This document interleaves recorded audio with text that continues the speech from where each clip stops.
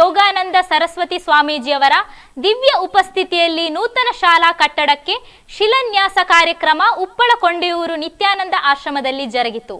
ಪರಮಪೂಜ್ಯ ಶ್ರೀ ಶ್ರೀ ಯೋಗಾನಂದ ಸರಸ್ವತಿ ಸ್ವಾಮೀಜಿಯವರ ದಿವ್ಯ ಉಪಸ್ಥಿತಿಯಲ್ಲಿ ನೂತನ ಶಾಲಾ ಕಟ್ಟಡಕ್ಕೆ ಶಿಲಾನ್ಯಾಸ ಕಾರ್ಯಕ್ರಮ ಉಪ್ಪಳ ಕೊಂಡೆಯೂರು ನಿತ್ಯಾನಂದ ಆಶ್ರಮದಲ್ಲಿ ಜರುಗಿತು.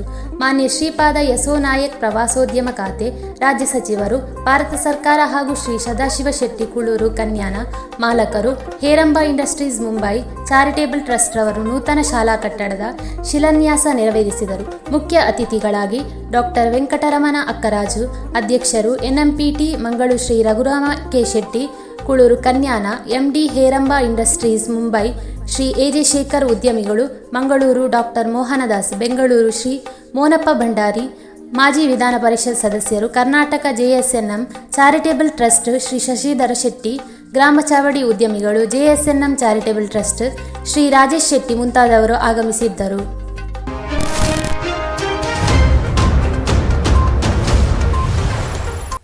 ನಿಮ್ಮ ನೆಚ್ಚಿನ ಧ್ವನಿ ಮೀಡಿಯಾ ಆ್ಯಪ್ ಇದೀಗ ಗೂಗಲ್ ಪ್ಲೇಸ್ಟೋರ್ನಲ್ಲಿ ಲಭ್ಯವಿದೆ.